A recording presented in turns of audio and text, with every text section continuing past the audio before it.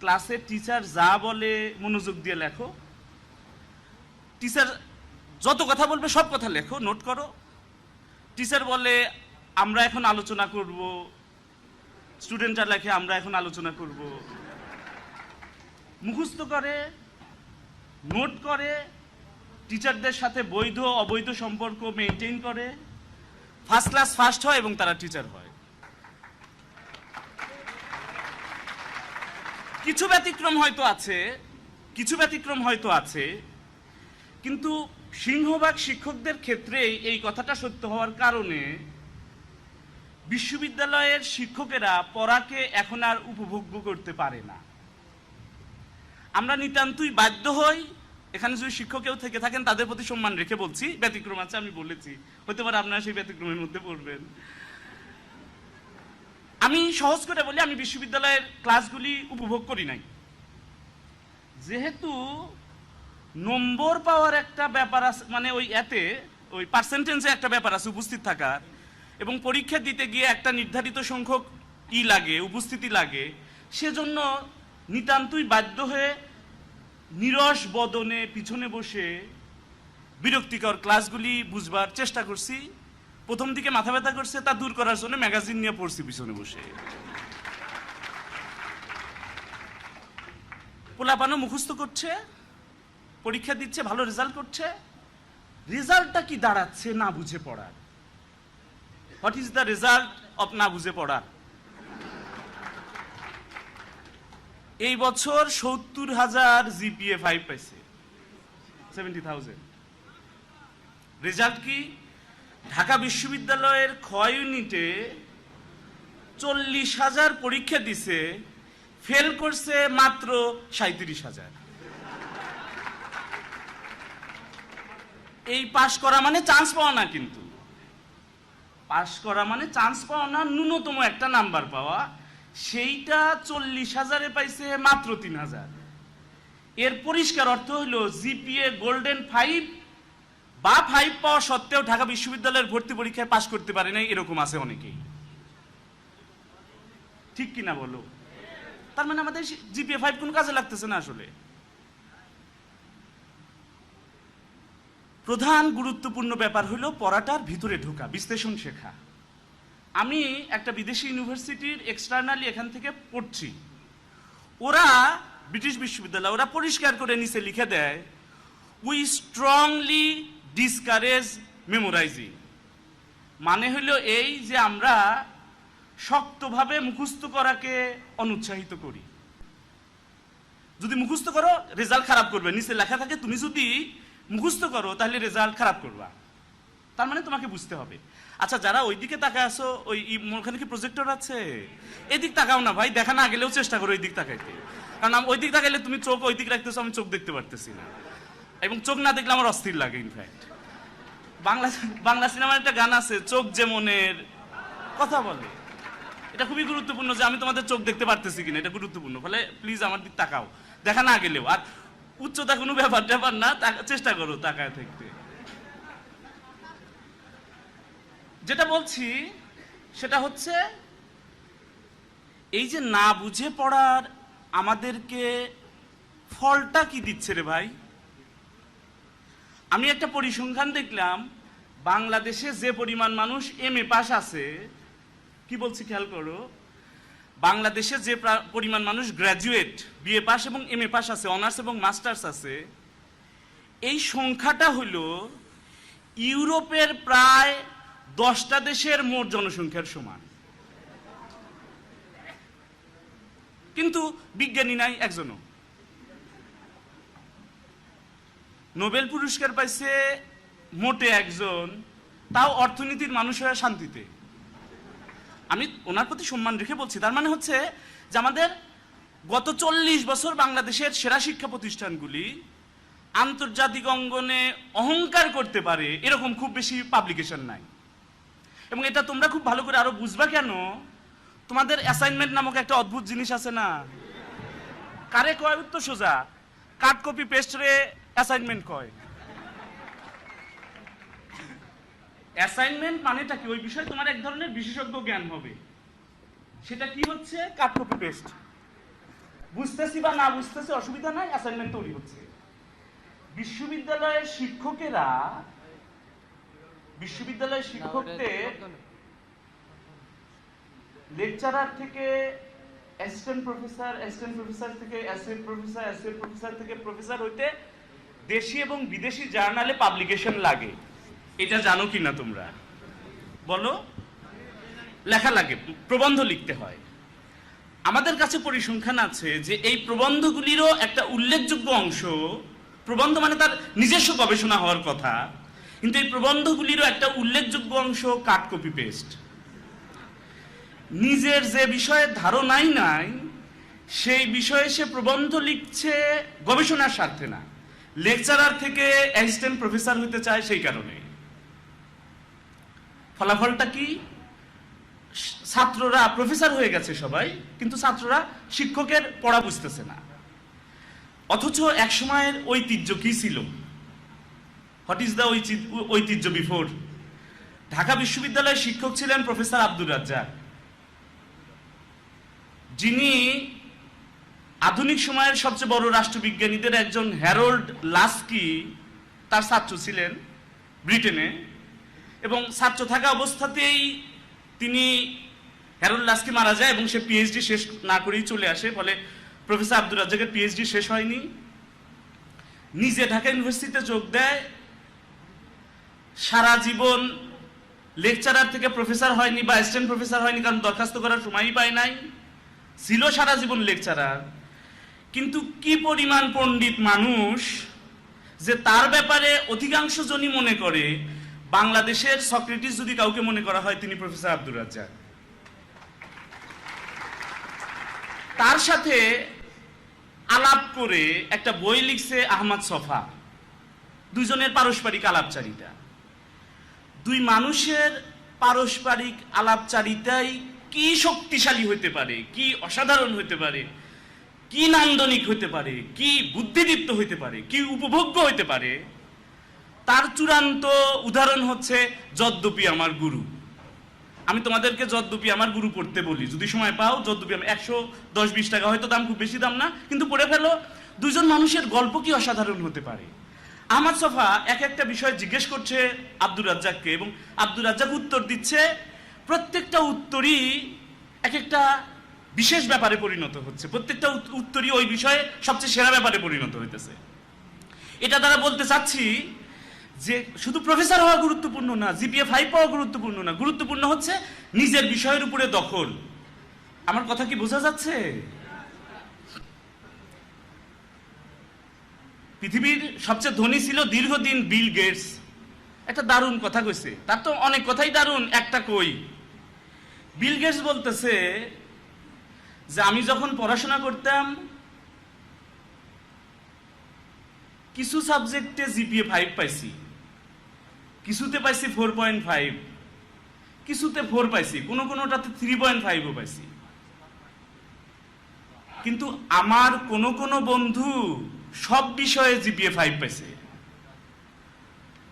আমার যে সকল বন্ধু সব বিষয়ে জিপিএ 5 পাইছে তারা মাইক্রোসফটে চাকরি করে, আমি মাইক্রোসফটের মালিক।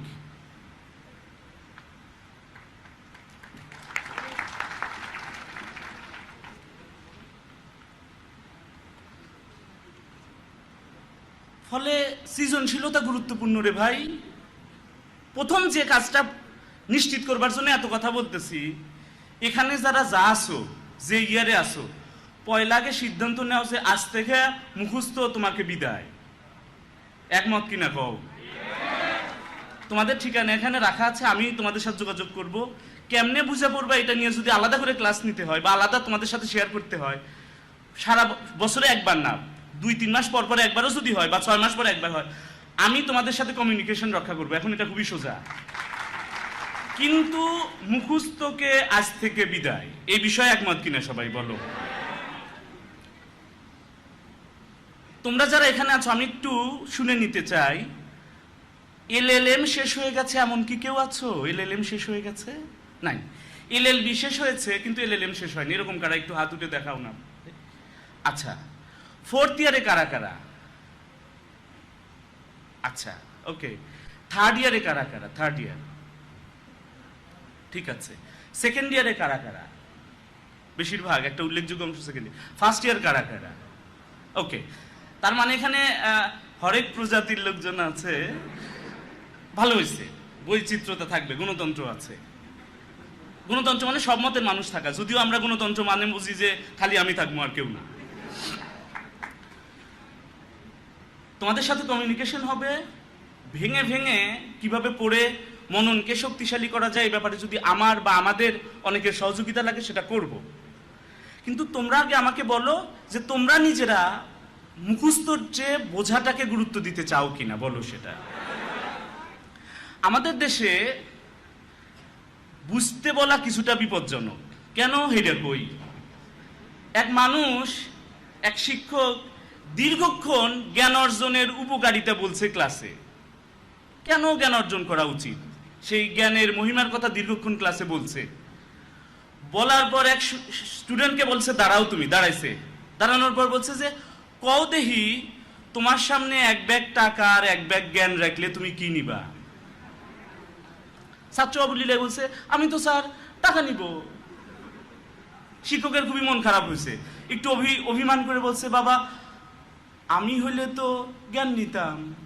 ছাত্র বলে হ্যাঁ, যার যেটা অভাব। আমার টাকার অভাব আমি নিব, আপনার জ্ঞানের অভাব নেন, আমার লাগবে না জ্ঞান। আমাদের দেশে এই জন্য জ্ঞান অর্জন করতে বলাটা কিছুটা বিপজ্জনক। কিন্তু আমি তোমাদেরকে আশ্বস্ত করছি, আমরা আমাদেরকে এবং আমাদের বাংলাদেশকে, দুটো শব্দ, আমাদেরকে এবং আমাদের বাংলাদেশকে কেবল পরিবর্তন করে দিতে পারি জ্ঞান অর্জনের মধ্য দিয়ে।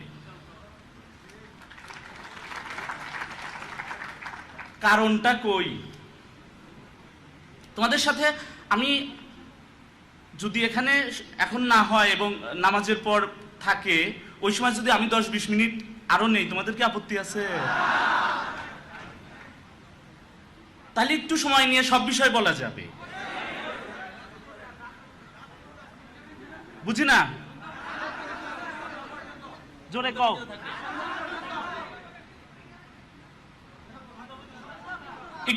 একটু বলি, আমাদের এবং বাংলাদেশের দুইটার জন্য কেন দরকার উদাহরণ বলি। উদাহরণ গুরুত্বপূর্ণ। 3 ইডিয়টসে দেখছো না যে সবকিছু ডেমো দেখাইতে হয়। কারিনা কাপুরকে আমির খান বলতেছে তোমাকে তো ডেমো দেখাইতে হবে। তোমাদেরকে বলি, সারা পৃথিবীর নাম্বার 1 বিনিয়োগ এবং অর্থনীতি বিষয়ক গবেষণা সংস্থার নাম গোল্ডম্যান স্যাক্স। কি নাম বলো? আমেরিকায় অবস্থিত। গোল্ডম্যান স্যাক্স বলছে আগামী দিনে সারা পৃথিবীর অর্থনীতিকে নিয়ন্ত্রণ করবে 5টা রাষ্ট্র। কটা বলো? এই 5টা রাষ্ট্রে তারা নাম দিয়েছে BRICS. Brazil, India, Russia, China, South Africa.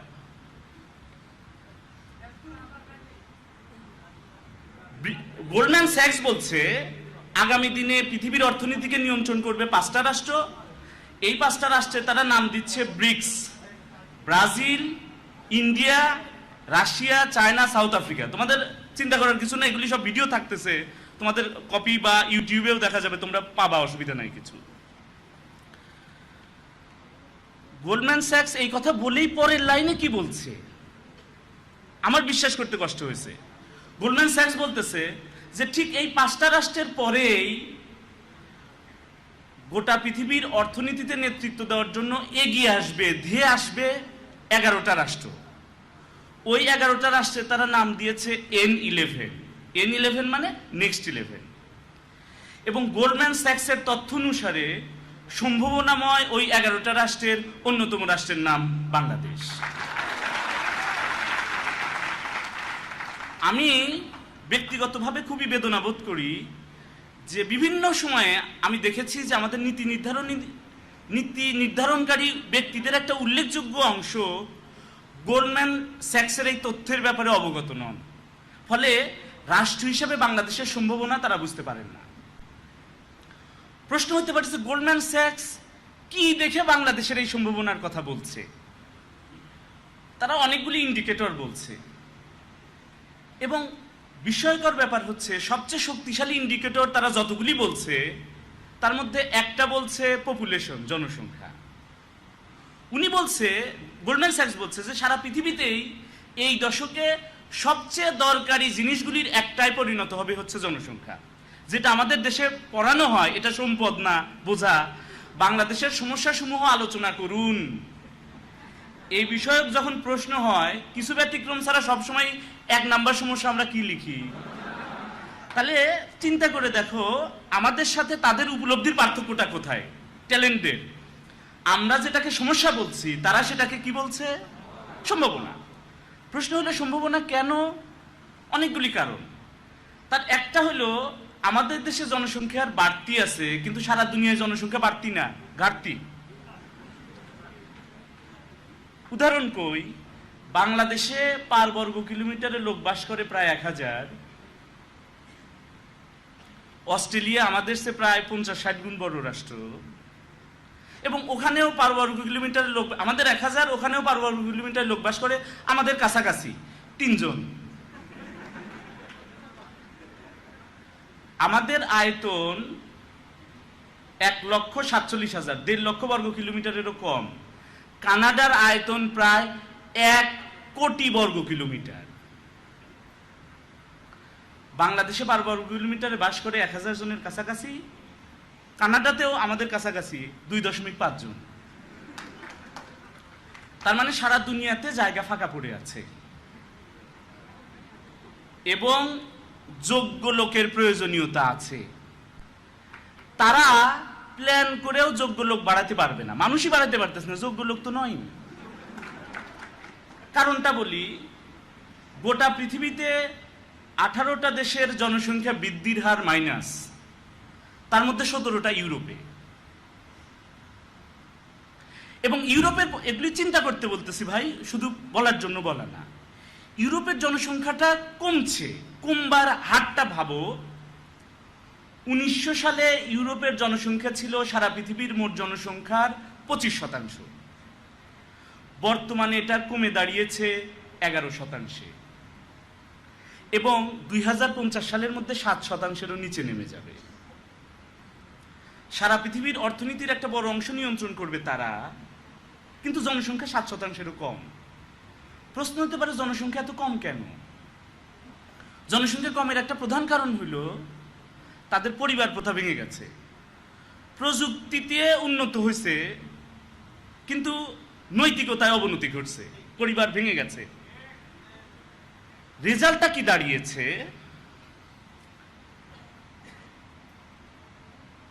আমাদের দেশে বলে 2টির বেশি নয়, 1টি হলে ভালো হয়। ইউরোপে পুরা উল্টা, বেবি নিন দেশ বাঁচান। স্লোগান দিয়ে লাভ হচ্ছে না, কারণ তারা এটা বৃদ্ধি করবার যে মূল প্রক্রিয়া, পরিবারকে ভেঙে ফেলছে। এখন প্রযুক্তিতে বৃদ্ধি হলেই কি জনসংখ্যা বাড়ানো যায়? জনসংখ্যা কমে গেলে কি কোনো কোম্পানিকে অর্ডার দিয়ে বলা যাবে ভাই আগামী বছর আমাকে 20,000 বেবি দিয়ে? তাহলে প্রযুক্তি দিয়ে জনসংখ্যা বাড়ানো যাবে না পরিবার ছাড়া। আমি কি পরিষ্কার কি বলতে চাচ্ছি? পরিবারকে শক্তিশালী রাখতে হবে। সেই জায়গায় আমরা এখনো শক্তিশালী, মাশাআল্লাহ। ওরা পরিবার প্রথা ভেঙে যাওয়ার কারণে রেজাল্ট কি দাঁড়িয়েছে? ইউরোপে এখন মোর দ্যান 40% মানুষ বিয়েই করে না জীবনে, একেবারেই না। যারা বা বিয়ে করে তাদের 80%-এর প্রথম বিয়েটা ভেঙে যায় বিয়ের 1 বছরের মধ্যেই। ফলে তারা বাবু নেবার রিস্ক নিতে চায় না। আমেরিকায় তুলনামূলক কনজারভেটিভ সোসাইটি মনে করা হয় ইউরোপের চেয়ে। সেখানে বিয়ে করে না এমন মানুষ 30% ছিল, এটা এখন 35-40% হয়ে গেছে। রেজাল্টটা কি? জনসংখ্যা বাড়ছে না। যারা বা বাড়ছে তাদের একটা বড় অংশ আবার উইদাউট ম্যারিজ। স্ক্যান্ডিনেভিয়ান অঞ্চলে প্রায় 50% বিয়ে ছাড়া সন্তান এখন। আমেরিকাতে এটা 40% ছাড়াই গেছে উইদাউট ম্যারিজ। এবং ধারণা করা হচ্ছে উইদিন 2030 2030 সালের মধ্যে আমেরিকার রাষ্ট্রপতি হবেন একজন এমন মানুষ যে তার আব্বুর ব্যাপারে কনফিউজ থাকবে। সে হয়তো বাংলা সিনেমার মতো বলবে, কি আমার বাবা?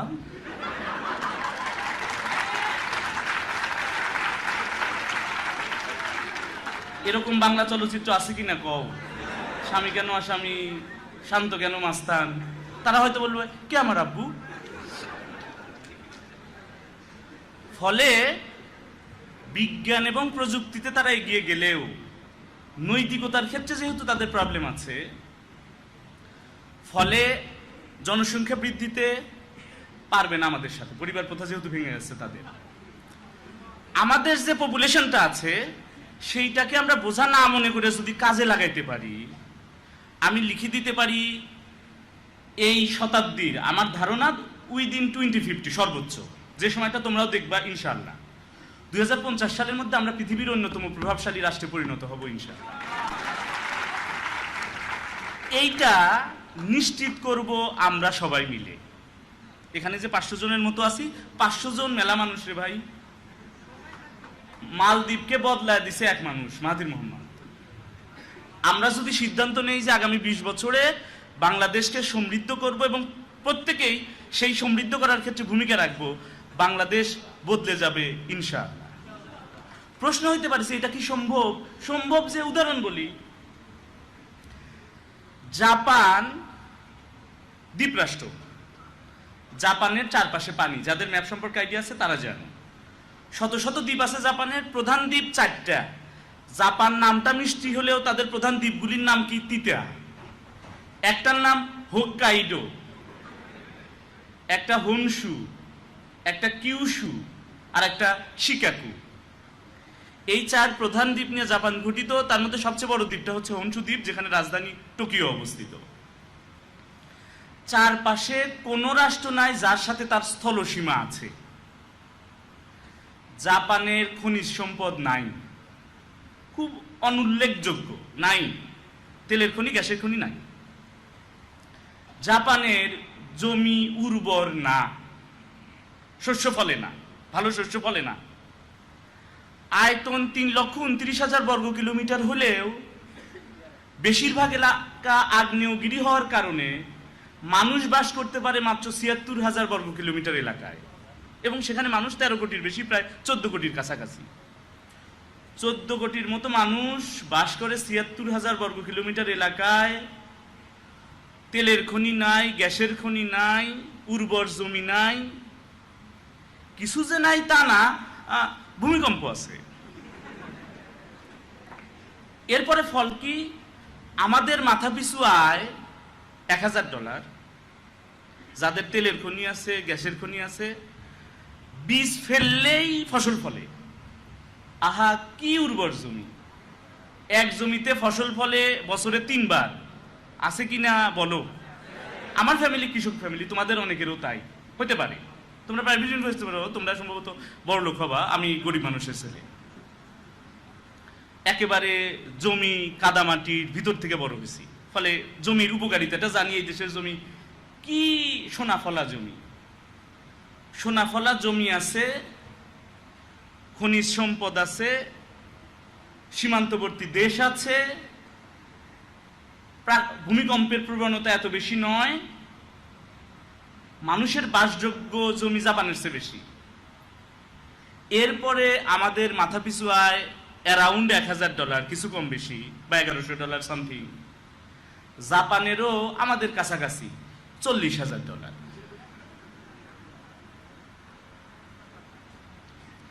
আমাদের চেয়ে জাপান ধনী তো নাকি? কথা কও, খালি ধনী? আমাদের চেয়ে জাপান ধনী, এটা ছোট করে বলার মানে হলো যে বিল গেটস আমার চেয়ে ধনী।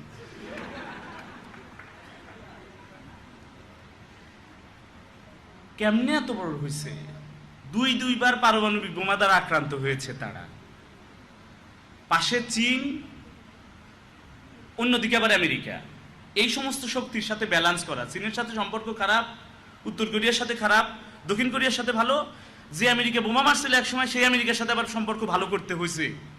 এখন জাপানে আমেরিকার সেনাঘাঁটি আছে। তাহলে এরকম একটা ব্যালেন্স করে চলতে হয়। সেরকম একটা দেশ চূড়ান্ত প্রাকৃতিক বৈরিতা নিয়ে পৃথিবীর সবচেয়ে ধনী রাষ্ট্রগুলির যে এলিট ক্লাব G8 তার সদস্য পার ক্যাপিটা ইনকাম $40,000, আমাদের চেয়ে 40 গুণ বেশি। কেমনে পারছে? কিচ্ছু না, খালি সিদ্ধান্ত নিছে, তারা বুঝছে আমাদের সম্পদ একটাই, মানুষ 14 কোটি বা 13 কোটি বা 12 কোটি, এদেরকে সম্পদে পরিণত করতে হবে। জাপান এখন থেকে 30-40 বছর আগে তাদের লোকজনকে রাষ্ট্রীয় খরচে বিদেশে পড়তে পাঠাইছে, বিজ্ঞান এবং প্রযুক্তিতে দক্ষ করে দেশে নিয়ে আসছে, শিক্ষা প্রতিষ্ঠানগুলিকে শক্তিশালী করেছে, উন্নততর প্রযুক্তি শিক্ষা দিছে, জনগণকে সম্পদে পরিণত করেছে, ফলাফল দাঁড়িয়েছে তারা পৃথিবীর অন্যতম ধনী রাষ্ট্রে পরিণত হয়েছে। আমরা বাংলাদেশ পৃথিবীর অন্যতম ধনী রাষ্ট্রে পরিণত হইতে পারি আমাদের জনগণকে সম্পদে পরিণত করার মধ্য দিয়ে। আমরা আগামী দিনে আমাদের জনগণকে সম্পদে পরিণত করব ইনশাআল্লাহ। কেউ কেউ না বুঝে বলে বাংলাদেশ তো পারবে না। কেন? কারণ এত ছোট রাষ্ট্র কি পারবে? গোটা পৃথিবীর জিওগ্রাফি সম্পর্কে তাদের ধারণা নাই। এইবার বিশ্বকাপ ফুটবলে 3 নম্বর পজিশনে আছে নেদারল্যান্ড, গত বিশ্বকাপে সে সেকেন্ড হয়েছিল, রানার আপ হয়েছিল, শুনছো কি না নাম? আমাদের আয়তন 1,47,570 বর্গ কিলোমিটার, নেদারল্যান্ডের আয়তন 40,000 বর্গ কিলোমিটার। নেদারল্যান্ড, বেলজিয়াম, লুক্সেমবার্গ এই 3টা দেশের মোট আয়তন বাংলাদেশের চেয়ে কম। সিঙ্গাপুরের নাম শুনছি কিনা সবাই? সিঙ্গাপুরের আয়তন আমাদের যে কোনো জেলার চেয়ে ছোট সিঙ্গাপুর আয়তনে, তার মানে আমাদের 50-60 ভাগেরও ছোট হচ্ছে সিঙ্গাপুর। জেলেদের রাষ্ট্র ছিল স্বাধীনতার পর। এইটা মালয়েশিয়ার একটা অংশ ছিল, একটা প্রদেশ ছিল। 1957 সালে যখন মালয়েশিয়া ব্রিটেনের কাছ থেকে স্বাধীন হয়, তখন সিঙ্গাপুরকে নিতে চায় নাই, বলছে যে আমরাই খেতে পাই না, তোমাকে খেতে দিব কি? বাদ।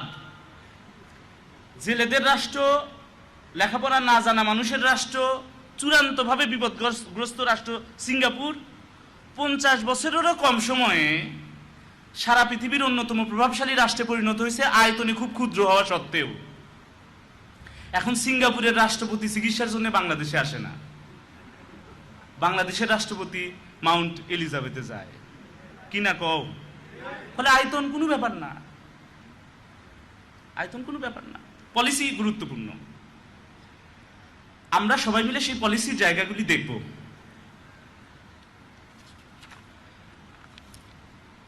তোমাদের সাথে বেসিক বিষয়গুলি নিয়ে বলতে চাই যে পড়ার জায়গাগুলি কোন কোন জায়গাগুলি দিয়ে তুমি, অনেকে ফার্স্ট ইয়ারে আছো মাশাআল্লাহ, সেকেন্ড ইয়ার লম্বা সময় পাবা, থার্ড ইয়ার লম্বা সময়। এখন থেকে যদি ওই জায়গাগুলি যদি তৈরি হও, জজ হতে পারবা, ম্যাজিস্ট্রেট, এক্সিকিউটিভ ম্যাজিস্ট্রেট হতে চাইলে পারবা, ভালো লয়ার হতে চাইলে পারবা, ইউনিভার্সিটি মেধাবী বুদ্ধিদীপ্ত প্রিয় টিচার হতে চাইলে পারবা, বা অন্য ক্যাডারে যদি যেতে চাও সেটাও সক্ষম হবা। আমি সেই প্রক্রিয়াগুলি নিয়ে অন্তত 20 মিনিট কথা বলতে চাই বা কিছু সময় কথা বলতে চাই। এখন যেহেতু নামাজ সামনে, সেজন্য কন্টিনিউ না করলে ভালো হয় নামাজের পর। তোমরা কি কষ্ট করে থাকতে রাজি হবা? নামাজের পর কথা বলবো। শুধু বাংলাদেশ না, পৃথিবীর যে কোনো রাষ্ট্রকেই যদি কেউ ভালো করে চিনতে চায় যে আমি আমেরিকাকে বা জাপানকে বা ফ্রান্সকে বা ভারতকে বা পাকিস্তানকে, একটা বই পড়ে তাদের রাষ্ট্রনীতি সহ সমস্ত মৌলিক বিষয়ে সবচেয়ে ভালো করে জানতে চাই, কোন বইটা পড়মু কোন?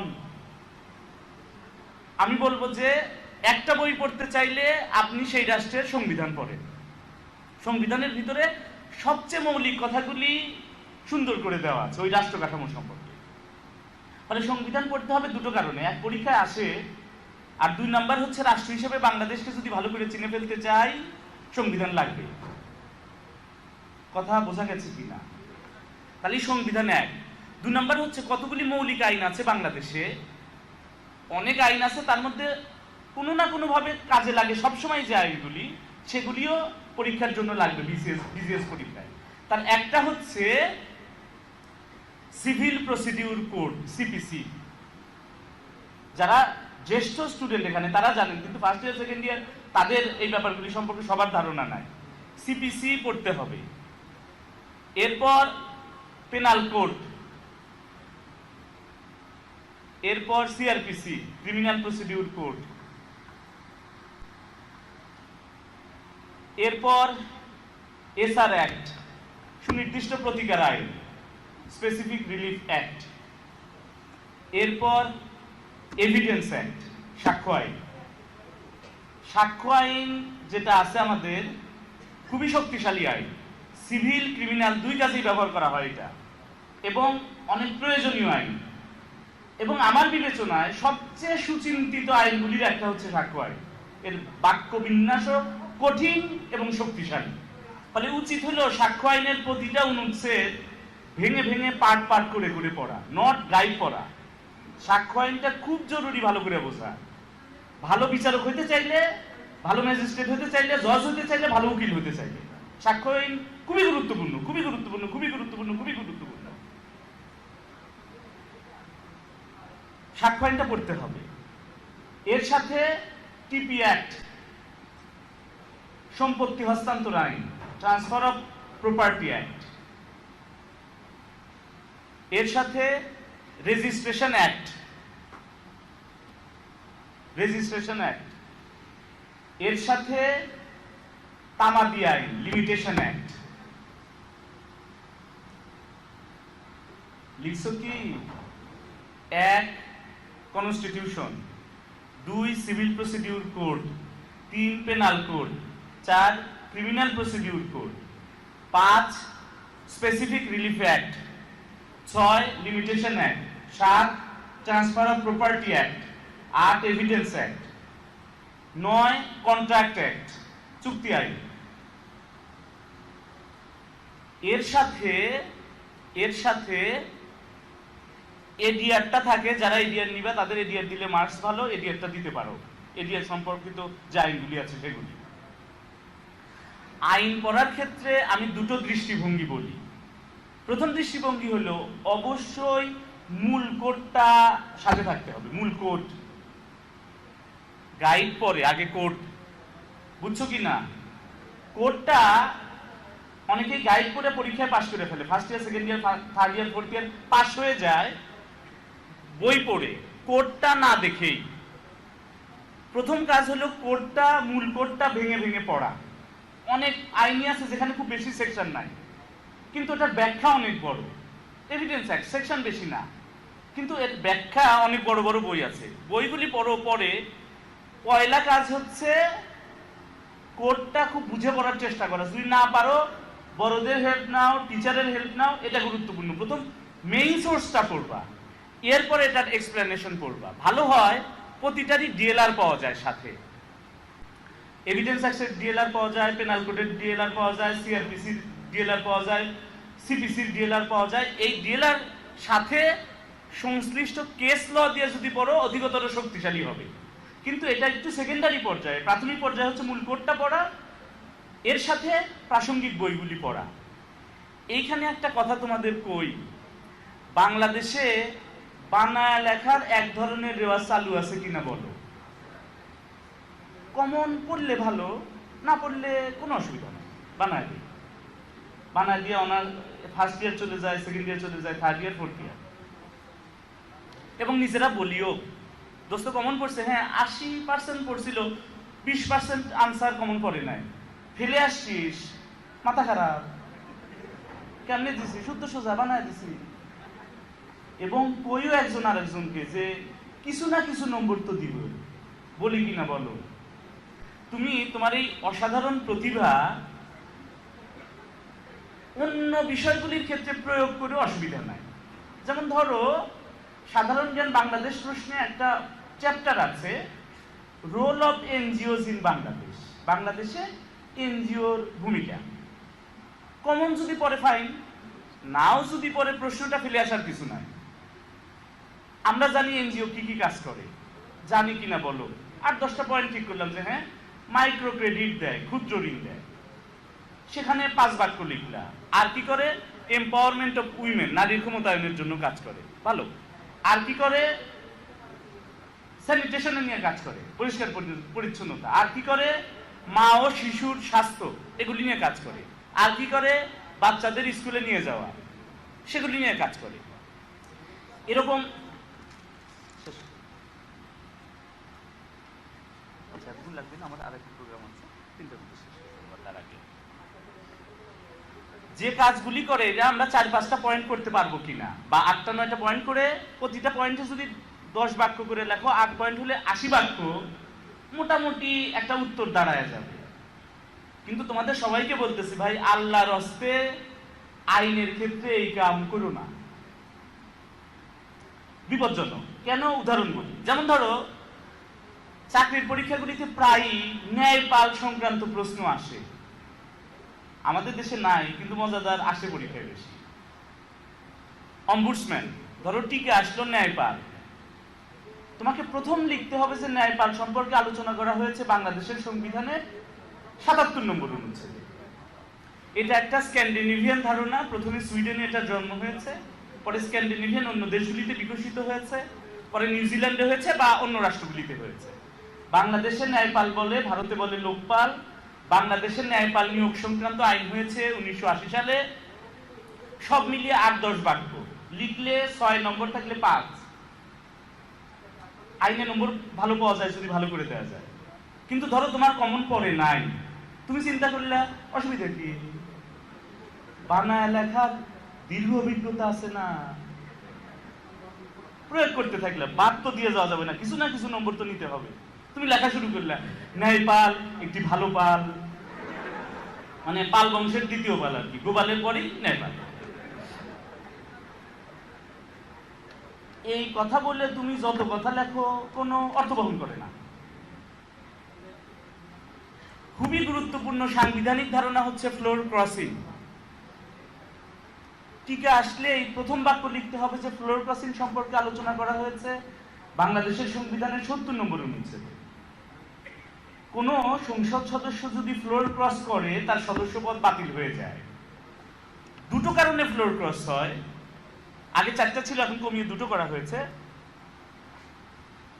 দুটো কারণে ফ্লোর ক্রসিং হয়। এক, কোন এমপি যে দল থেকে এমপি নির্বাচিত হয়েছেন সেই দল যদি ত্যাগ করেন। 2, সংসদে যদি নিজ দলের বিপক্ষে ভোট দেন। এই দুইটা কাজের যে কোনো একটা কাজ করলে ফ্লোর ক্রসিং হবে, এবং ফ্লোর ক্রস করলে একজন এমপির এমপি পদ বাতিল হয়ে যাবে।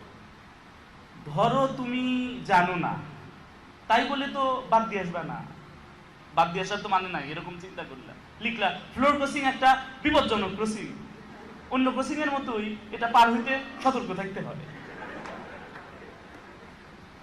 কথা যাই কই, যত লেখালেখি 5 পৃষ্ঠা 7 পৃষ্ঠা অর্থ বহন করবে না কিছুই, বরং অন্য যে উত্তরগুলি সঠিক হয়েছিল সেই উত্তরগুলি সম্পর্কেও সংশ্লিষ্ট পরীক্ষকের ভুল ধারণা তৈরি হবে যে আগের উত্তরগুলি তুমি ধারণার ভিত্তিতে দিছো, অথবা পরীক্ষককে বিপদগামী করবার চেষ্টা করতেছো। ফলে এটা একটা ঝুঁকিপূর্ণ কাজ। অনুরোধ করব, আইন নিয়ে এই ধরনের কোনো ঝুঁকিতে যাবাই না। মূল কোডটা আমি বলছি বারে বারে পড়তে, এবং অনুচ্ছেদ যেন বা ধারা যেন ঠিক থাকে এই ব্যাপারটা খেয়াল রাখবে। আমি প্রতিটা আইনের চ্যাপ্টার ধরে ধরে, পেনাল কোড, সিআরপিসি, কনস্টিটিউশন, এগুলি সব প্রিয় ব্যাপার আমার, প্রতিদিন এগুলি ব্যবহার করতে হয়।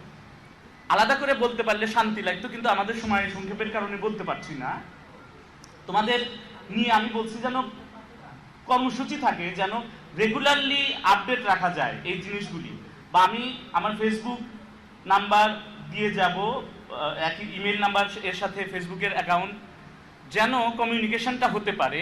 বা তোমরাও একটা সময় যাওয়ার আগে বলে যাব, লিখে নিলে আমি ফেসবুকে অনেক বিষয় শেয়ার করি, সেগুলি তোমাদের সাথে শেয়ার হতে পারে। ঠিক আছে কি না? এরপরের ব্যাপার হচ্ছে, শুধু আইন ব্যাপারে এক বাক্যে বলি, আইনটা খুব ভালো করে ধরে ধরে পড়তে হবে, ভেঙে ভেঙে। প্রথমে একটু কঠিন লাগবে, কিন্তু একবার ভাঙতে পারলে আনন্দ মেলা। আইন হচ্ছে আমার কাছে গোশত খাবার সময় কিছুটা শক্ত হাড়ের মতো। প্রথমে শক্ত লাগে, কিন্তু একবার ভেঙে ফেললে স্বাদ খুব। বুঝছো কিনা কথা? প্রথম হলো শক্ত করে আগে ভাঙতে হবে, তার ভিতরে ঢুকে ঢুকে আনন্দটা নিতে হবে, পড়ার আনন্দ, বোঝার আনন্দ, প্রয়োগ করার আনন্দ। কারণ আইনের সমাজে প্রয়োগ আছে, অন্য সাবজেক্টগুলি ভেগ, অনেক সাবজেক্টই, কিন্তু আইনের সুবিধা হলে প্রত্যেকটা প্রয়োগ করা যায়। যে যত ভালো জানবা সে তত উপকারে লাগাইতে পারবা। তোমরা লতে পারো, দেখবা তোমাদের কাছে অনেকেই এলএলবি পাশ করার পরই দেখবা যে অনেকেই দলিল টলিল নিয়ে আসতেছে, চিন্তা করছে ছেলে তো ল পড়তেছে বা ভাইস্তে তো ল পড়তেছে, দেখে একটু বুঝাই। অনেকেই বোঝে না, কিন্তু দেখে এমন একটা ভাব করে যেন খুব ভালো বুঝতেছে। এই স্টেজে দলিল সম্পর্কে কি জ্ঞান হয় খুব ভালো জানি, কিন্তু তারপরেও একটা গল্প কই। আইনস্টাইন যখন থিওরি অফ রিলেটিভিটি আবিষ্কার করছে, তখন জার্মানির বিভিন্ন জায়গা থেকে আইনস্টাইনকে অনুরোধ করা হচ্ছে থিওরি অফ রিলেটিভিটির উপর বক্তব্য রাখবার জন্য। এখন যেমন প্রফেসর ডক্টর ইউনুস বিভিন্ন জায়গায় মাইক্রো ক্রেডিট নিয়ে সারা দুনিয়া জুড়ে বক্তব্য রাখছেন। আইনস্টাইনকে জার্মানির এক দূরবর্তী প্রদেশ থেকে অনুরোধ করা হয়েছে যে আপনি আসেন, থিওরি অফ রিলেটিভিটির উপর কিছু বলেন। উনি যাচ্ছে আইনস্টাইন, রাস্তায় তার গাড়ির ড্রাইভার বলতেছে যে স্যার একটা কথা কই, কিছু মনে করেন না। তো আইনস্টাইন বলে কও, কি কবা? বলে স্যার আপনি থিওরি অফ রিলেটিভিটির উপরে এর আগে এতবার বক্তব্য দিচ্ছেন যে এটা আমার মুখস্থ হয়ে গেছে, আজকে আর আপনার বলার দরকার নাই, আজকে আমি আপনার বক্তব্য দিয়ে দিব। অন্য কেউ হলে রেগে যেত, আইনস্টাইন রাগে নাই। আইনস্টাইন বলছে পারবা? ড্রাইভার কয় এটা ব্যাপার হইলো। আইনস্টাইন বলছে দাঁড়াও, দাঁড়াইছে, নিজে গাড়ি থেকে নামছে, জামা কাপড় নিজেরটা খুলে তাকে পড়াইছে, তারটা সে পরে ড্রাইভিং সিটে বসছে। ড্রাইভারকে বলছে তুমি আমার সিটে বসো। নির্ধারিত জায়গায় গেছে গাড়ি চালিয়ে আইনস্টাইন। ওই সময় এখনকার মতো ইলেকট্রনিক মাধ্যমগুলি শক্তিশালী না, ফলে ওই এলাকার সবাই আইনস্টাইনের বই পড়েছিল, কিন্তু কেউই আইনস্টাইনের ছবি দেখে নাই। তো সবাই গিয়ে ড্রাইভিং সিটে বসা নকল আইনস্টাইনকে লাল গালিচার সংবর্ধনা নিয়ে মঞ্চে বসাইছে, আসলে আইনস্টাইনের খবরই নাই। কিছুক্ষণ পর উপস্থাপক ঘোষণা করছে, now we are requesting your excellency Albert Einstein to deliver his speech. আমরা মহামান্য আলবার্ট আইনস্টাইনকে অনুরোধ করছি তার বক্তব্য রাখবার জন্য। এই ঘোষণা যেই না দিছে, গাড়িতে বসার আসলে আইনস্টাইন চিন্তা করছে ও তো পারবে না, আমাকেই যেতে হবে। কিন্তু তাকে অবাক করে দিয়ে তার ড্রাইভার খুব ভাবসাব নিয়ে এরকম করে এসে মঞ্চে দাঁড়াইছে ডায়াসের সামনে, এবং আইনস্টাইনকে অবাক করে দিয়ে সে সেই বক্তব্য রাখা শুরু করছে এর আগের বিভিন্ন সেমিনারে আইনস্টাইন যে বক্তব্যগুলি রেখেছিল। দর্শক শ্রোতারা মুগ্ধ বিমোহিত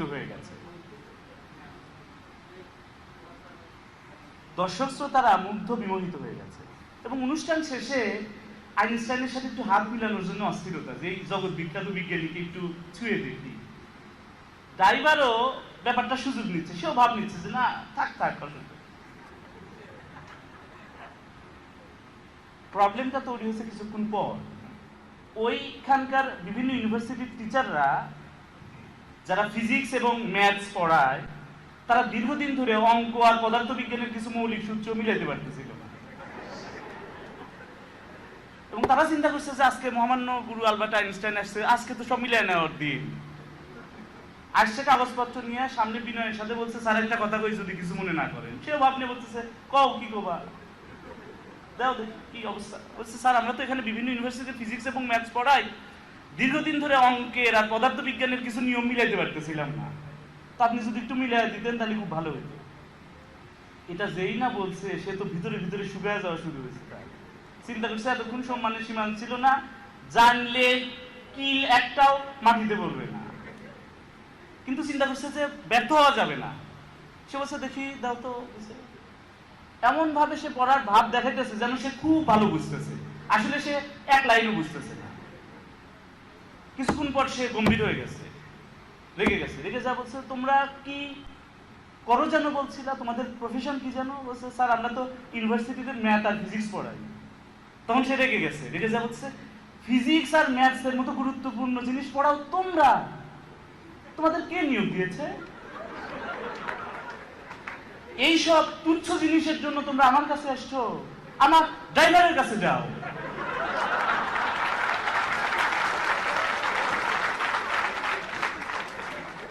এইসব জিনিস তো আমি করি না, এগুলো আমার ড্রাইভার করে।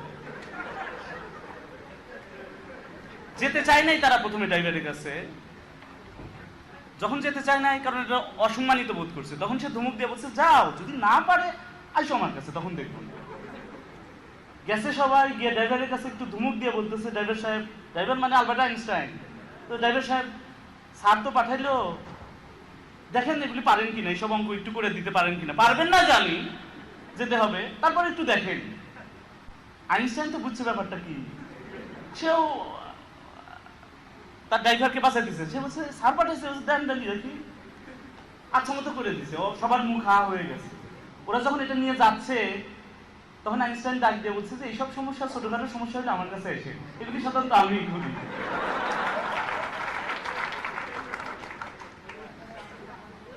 বলছি যেটা মুখস্থ বারে বারে শুনে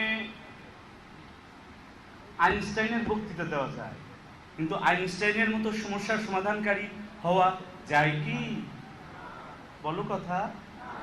ফলে যেটা আইন একটা অসাধারণ ব্যাপার, সমস্যার সমাধানকারী ব্যাপার।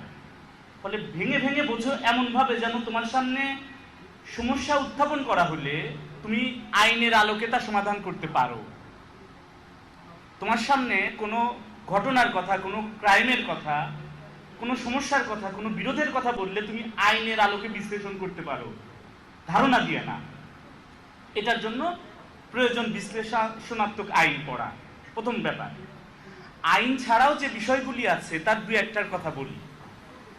আইন ছাড়াও আরেকটা গুরুত্বপূর্ণ বিষয় হচ্ছে বাংলা তোমাকে পড়তে হবে। বাংলা পড়ার ক্ষেত্রে প্রাথমিকভাবে আমি 2-3টা বই শুরু করতে বলি এখনই। বাংলায় দুটো অংশ থাকে, এক ব্যাকরণ, দুই সাহিত্য, লিটারেচার। বাংলা ব্যাকরণে মৌলিক নিয়মগুলি থাকে এবং সাহিত্যে থাকে সেই প্রাচীন চর্যাপদ থেকে শুরু করে বর্তমান সাহিত্য পর্যন্ত। এইটার জন্য অন্তত 3টা বই এখনই পড়া শুরু করতে বলি। এক, লাল নীল দীপাবলি। কেউ কেউ বা অনেকেই হয়তো জানো, কিন্তু বাকিদের জন্য বলছি, লাল নীল দীপাবলি বাংলা সাহিত্যের জন্য দরকারি বই, সহজ করে লেখা। হুমায়ুন আজাদকে নিয়ে বিতর্ক আছে, সেটা অন্য ব্যাপার, কিন্তু এই বইটা গুরুত্বপূর্ণ। হুমায়ুন আজাদের লেখা এটা, লাল নীল দীপাবলি হুমায়ুন আজাদ লিখেছেন। তার লেখায় বাংলা ভাষা নিয়ে আর একটা বই হচ্ছে কত নদী সরোবর। এটা বাংলা ভাষার ইতিহাস। লাল নীল দীপাবলি হচ্ছে বাংলা সাহিত্যের ইতিহাস। আইনের ছাত্ররা অনেক সময় নিজের বাইরের বিষয়গুলি পড়তে চায় না, অন্যগুলি পড়তে বলি। ভালো লয়ার যদি হতে চাও, খুব রসিক মানুষ হওয়া গুরুত্বপূর্ণ, কারণ কোর্ট বোর হয়ে যায়। তোমার প্রেজেন্টেশন কতটা হৃদয় মনোহর, এটা গুরুত্বপূর্ণ to be a good lawyer. প্রেজেন্টেশনের খুবই গুরুত্ব ভালো আইনজীবী হওয়ার জন্য। তাহলে এবং এর জন্য খুব সাহিত্যের উপরে দখল থাকতে হবে। প্রথম বইটা হচ্ছে লাল নীল দীপাবলি, কে লিখেছেন বলো? দ্বিতীয় বইটাও তার লেখা, কত নদী সরোবর। পড়ে ফেলবা, দুইটাই বাংলা ভাষা এবং সাহিত্যের ইতিহাস খুব মনোজ্ঞ করে, উপভোগ্য করে, প্রাণবন্ত করে, হৃদয় গ্রাহী করে, সহজ করে উপস্থাপন করেছে। এছাড়া আরেকটা বই হচ্ছে বাংলা ব্যাকরণের জন্য নবম এবং দশম শ্রেণীর যে মূল বাংলা ব্যাকরণ বইটা, মনির চৌধুরীর লেখা, সেটা নবম ও দশম শ্রেণীর বাংলা ব্যাকরণ বই। বাংলা বিষয় নিয়ে আরো অনেক পড়ার ব্যাপার আছে, তার মধ্যে 3টা বই হচ্ছে প্রাথমিক। দ্বিতীয় ব্যাপার হচ্ছে বাংলা বিষয়ে একটা উল্লেখযোগ্য অংশ, এবং ইংরেজি বিষয়েও থাকে, বিখ্যাত বই ও লেখকদের নাম। 5টা, 7টা, 8টা, 10টা বিখ্যাত বই, লেখকদের নাম। ফলে আমার পরামর্শ হচ্ছে বাংলা সাহিত্যের যত বিখ্যাত বই আছে, প্রাথমিকভাবে পরামর্শ হলো বইগুলি পড়ে ফেলো। যদি অন্তত সবগুলি না পড়তে পারো, নামগুলি, লেখকের নামগুলির সাথে পরিচিত হও। এবং একই সাথে আন্তর্জাতিক সাহিত্য, বিশ্ব সাহিত্যের যত গুরুত্বপূর্ণ বই আছে, আমি অনুরোধ করি সেগুলি পড়ে ফেলতে। অসম্ভব নান্দনিক সব এক একটা। মার্ক টোয়েনের the prince and the pauper, বাচ্চাদের বই, কিন্তু পড়তে মজা লাগে। রবার্ট লুই স্টিভেনসনের doctor Jekyll and mister Hyde, তোমরা পড়ছো সবাই অনেকেই। এক বিজ্ঞানী একটা ওষুধ আবিষ্কার করে ফেলে, যে ওষুধ খেলে বুড়ো মানুষও জোয়ান হয়ে যাবে এবং চেহারা অন্যরকম হয়ে যাবে। বিজ্ঞানীটার নাম ডক্টর জেকিল। নিজে প্রথম সেই ওষুধ খেয়ে যে আকৃতি ধারণ করে, নিজে তার সেই নাম দেয় মিস্টার হাইড। এবং বিজ্ঞানী হওয়ার কারণে এবং সমাজে গুরুত্বপূর্ণ মানুষ হওয়ার কারণে অনেক কাজ করতে পারত না, কিন্তু মিস্টার হাইড হওয়ার পর যখন তার চেহারা আলাদা হয়ে যায়, তখন সে মনের যত কুৎসিত ইচ্ছা আছে, সমস্ত কুৎসিত ইচ্ছাগুলি পূরণ করতে থাকে আর এক চেহারা নিয়ে। একটা সময় সে একটা খুন করে ফেলে, খুন করে ফেলার পর ডক্টর জেকিল অবস্থায় থাকতে চায়, আর যেন মিস্টার হাইড না হয়, তাহলে পুলিশ ধরে ফেলবে, এই জন্য মিস্টার হাইড আর সে হবে না, ডক্টর জেকিলই থাকবে, এই কথা চিন্তা করে। কিন্তু মিস্টার হাইড হওয়ার ওষুধ সে এতবার খেয়ে ফেলছে যে ওই ওষুধটা তার শরীরে রক্তে স্থায়ী প্রভাব তৈরি করছে, ফলে কিছুক্ষণ পর দেখে যে সে ডক্টর জেকিল থেকে একাই মিস্টার হাইড হয়ে গেছে, এবং একটা পর্যায়ে দেখা যায় সে মিস্টার হাইড হওয়ার এড়াইতেই পারে না, যত ওষুধই খায়। এই বইটা দ্বারা বোঝানো হয়েছে যে কারো রক্তের মধ্যে যদি আনুষ্ঠানিকভাবে খারাপ বিষয়ের চাষ স্বেচ্ছায় সজ্ঞানে অবিরাম হইতে থাকে, সে চাইলেও কখনো আর ভালো হইতে পারবে না, বা ভালো হওয়াটা কঠিন হয়ে যায়। বুঝছো কি ব্যাপার? অসম্ভব দারুণ বই অ্যানিমাল ফার্ম, জর্জ অরওয়েলের লেখা। ইংল্যান্ডের এক পশু খামারে পশুরা হঠাৎ করে বিদ্রোহী হয়ে ওঠে। ইংল্যান্ডের একটা এগ্রিকালচারাল ফার্ম, সেখানে গরু, মহিষ, ছাগল, ভেড়া, শুয়োর, ঘোড়া সব পশু পাখি পালা হয়, মুরগি, এর সাথে গম, ভুট্টা, ধান চাষ করা হয়। তো হঠাৎ করে একটা পশু খামারে, ওই পশু খামারে পশুরা হঠাৎ করে বিদ্রোহী হয়ে ওঠে, এবং তারা চিন্তা করে যে মানুষের রাজত্ব মেলাদিন মানছে, এখন আর মানুষের রাজত্ব মানবো না, এখন পশু রাজত্ব